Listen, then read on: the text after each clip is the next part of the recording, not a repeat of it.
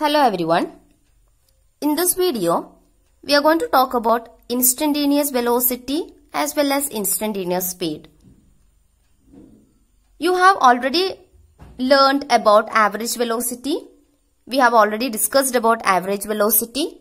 If you haven't watched that video, please watch that video. I will provide the link in the description box.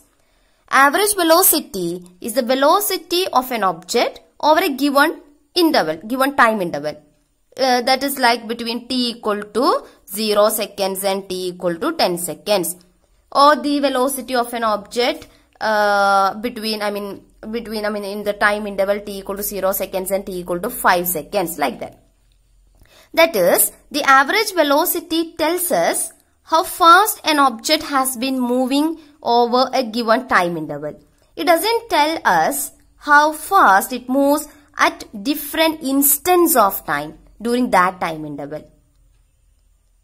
So while we are calculating the average velocity of an object, it gives us the velocity of an object, say between t equal to 0 seconds and t equal to 10 seconds. It doesn't tell us the velocity of the same object at t equal to 5 seconds or at t equal to 2 seconds. Okay, or the velocity of the object in the 4th second of its motion, etc. So, to know how fast an object moves at different instants of time, or to know the velocity of an object at a particular instant of time, we define a new term which is instantaneous velocity or simply velocity. Okay, instantaneous velocity or simply the velocity, it is actually the velocity of an object at a given instant of time. We don't want to consider a time interval. The velocity of an object at a given instant of time. Velocity of the object at t equal to 5 seconds. Velocity of the object at t equal to 10 seconds. Okay, so instantaneous velocity or the velocity, simply the velocity of an object at an instant is defined as the limit of the average velocity. What was the average velocity? The expression was like this now. Delta x divided by delta t. Okay, this was the average velocity. Instantaneous velocity, I am writing it as v. Instantaneous velocity v, it is actually defined as the limit of the average velocity. So, limit, L-I-M, limit of the average velocity as the time interval delta t becomes infinitesimally small. So, delta t tends to 0. Okay, mathematically we can express the instantaneous velocity like this. Instantaneous velocity or simply the velocity of an object is equal to limit delta t tends to 0 delta x by delta t. Okay, delta x by delta t is actually the average velocity. But average velocity, while we are calculating average velocity, we are actually calculating the velocity of that object during an interval, during a time period. Okay, between t equal to 0 seconds and t equal to 10 seconds, like that. But if you want to calculate the velocity of that object at t equal to 5 seconds only, at that instant of time, then what we have to do? We have to reduce that time interval. So, delta t tends to 0.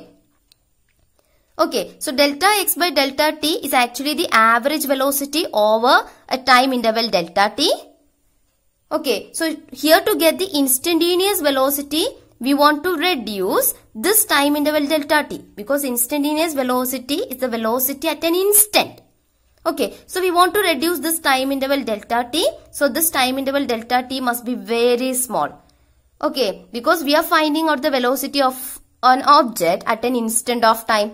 That is why we are taking delta t tends to 0. We are providing one limit here. Limit delta t tends to 0, delta x by delta t.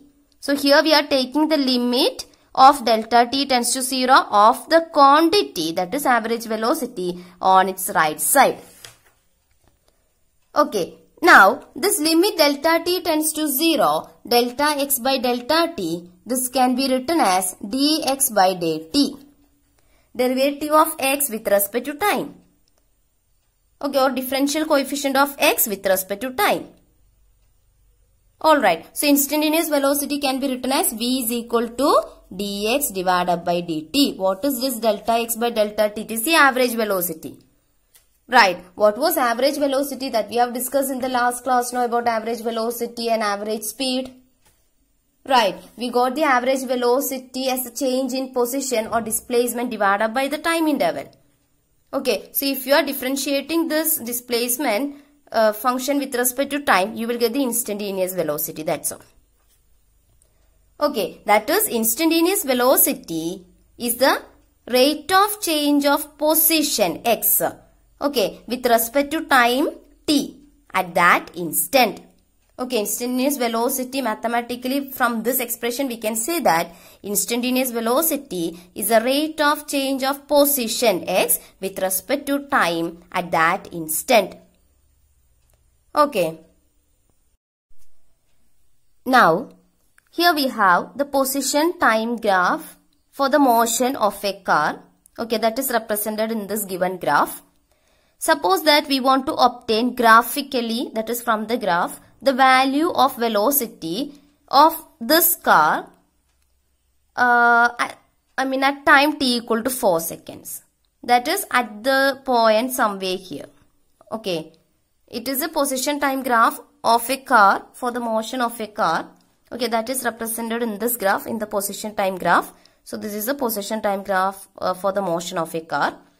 Suppose we want to obtain graphically, that is from this graph, the value of velocity of that car at a time t equal to 4 seconds. That is at time t equal to 4 seconds, the object will be 6 meters away from the starting point, right? So we will get a point here. So when the car reaches somewhere here, we want to determine the instantaneous velocity of this car. Okay, or simply the velocity of this car. So we want to obtain the velocity of the car at this instant of time, that is at t equal to 4 seconds. Okay, so t equal to 4 seconds, corresponding to t equal to 4 seconds, we are getting a point in the graph and I am naming this point as P. Okay, so here we want to obtain the instantaneous velocity at t equal to 4 seconds. Now, let us take the time interval of 2 seconds. That is delta t equal to 2 seconds centered at t equal to 4 seconds. Because we want to obtain the instantaneous velocity or the velocity of this car at this instant of time, that is t equal to 4 seconds. So when the car reaches somewhere here, we want to determine its speed, its velocity. Okay, so for that we are considering a time interval of 2 seconds centered at t equal to 4 seconds. So t equal to 4 seconds means centered at this point, we want to consider a time interval of 2 seconds. Okay, so I am here considering the time interval of 2 seconds from this point to this point. So you see, corresponding to this point, the time is 3 seconds. Corresponding to this point, I am naming this point as P1.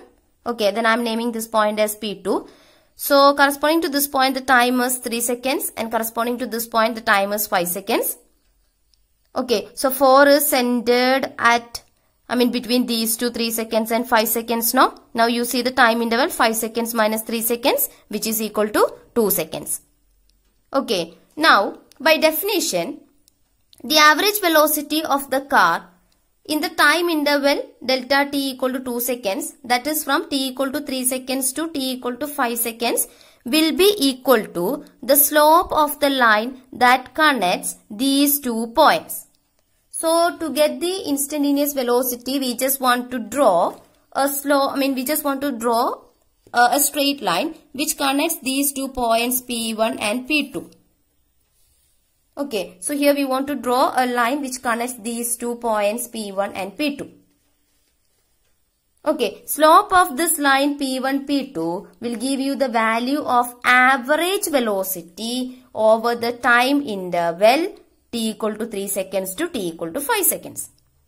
Okay, that is by definition the average velocity of the car in the time interval, that is time interval of 2 seconds, that is from t equal to 3 seconds to t equal to 5 seconds, that will be equal to the slope of the straight line that connects these 2 points P1 and P2. Okay, so we have drawn one line, straight line here which connects these 2 points P1 and P2. Now the slope of this straight line will give you the value of the average velocity over this time interval, that is from t equal to 3 seconds to t equal to 5 seconds. what will be the average velocity here? That will be equal to the slope of the line P1, P2. So slope of the line P1, P2 is equal to what? How can we find out the slope? We just want to draw a straight line. Okay, from here parallel to the time axis. Then we want to draw a straight line from this point parallel to the x-axis. Okay, both will meet at a particular point somewhere here. Then to find out the slope of the straight line, we just want to find out this value, then divided by this value. Right, what about this value? This straight line, it is a side of this triangle which is parallel to the position axis. Okay, this axis. So this straight line will give you the position values. So this point corresponds to 10 meters and this point corresponds to 2 meters. So what about this side? 10 minus 2 meters. Okay, divided by slope means this side divided by this side. So this side, this side is actually the side of this triangle which is parallel to, this straight line is parallel to the time axis. So this will give you, this side will give you the time values. This point corresponds to 5 seconds and this point corresponds to 3 seconds. So what about this value? 5 minus 3. Okay, 10 minus 2, 8, 5 minus 3, 2. So this will be equal to 4. Okay, slope is equal to 4. That means average velocity. Okay, average velocity of this car in this time interval, that is from t equal to 3 seconds to t equal to 5 seconds is what? 4 meter per second. Okay, so here the time interval was 2 seconds centered at this point P, that is centered at t equal to 4 seconds. Time interval was 2 seconds centered at t equal to 4 seconds. Now let us decrease the time interval delta t from 2 seconds to 1 second. So we are decreasing this time interval delta t equal to 2 seconds to 1 second. That is, we are decreasing the time interval to 1 second. Centered at the, centered at this point. Okay, that is centered at t equal to 4 seconds because we want to determine the instantaneous velocity at t equal to 4 seconds. Okay, so centered at 4 seconds, we want to reduce the time interval from 2 seconds to 1 second. So I will get 2 points here, now 1 point somewhere here and 1 point here. So you see, corresponding to this point, the time is 3.5 seconds and corresponding to this point, the time is 4.5 seconds. So what about the time interval? 4.5 minus 3.5, that is 1 second now. Okay, that is centered at 4 seconds. So we are getting 2 points here. I'm naming this points as, I'm naming it as Q1, then I'm naming this point as Q2. Okay, now we just want to draw a straight line which connects these 2 points Q1 and Q2. So you can simply draw a straight line which connects these 2 points Q1 and Q2. So you will get a straight line somewhere here. Then you just want to find out the slope of that straight line. So you just want to draw 2 straight lines like this. They will meet somewhere here. Then this side divided by this side will give you the average velocity. Okay, that is, this will give you the slope of this line, straight line which connects Q1 and Q2. That will give you the average velocity over the time interval, that is from t equal to 3.5 seconds to t equal to 4.5 seconds. Alright, now again we are reducing the time interval, that is to 0. So when I am reducing the time interval to 0, I will get this point P now. Okay, this is actually of time interval of 2 seconds. Then this is actually of time interval of 1 second. Then when I am reducing the time interval to 0 second, we will reach here. Okay, first it was of 2 seconds time interval. Then we have reduced the time interval to 1 second. Then we are reducing the time interval to 0 second. So what will be here we are getting? We will get this point. We will reach at this point P. Okay, so now if we draw a straight line which passes through this point P. Okay, if we draw a straight line which passes through this point P, that is, we are drawing a tangent at this point. Here we don't have a time interval. We have only a time t equal to 4 seconds. Right. That is in the limit delta t tends to 0. First we have taken a time interval of 2 seconds centered at t equal to 4 seconds. Then we have reduced that to 1 second centered at t equal to 4 seconds. Again we have reduced that to 0 second. So we reached here at this point corresponds to the time is 4 seconds.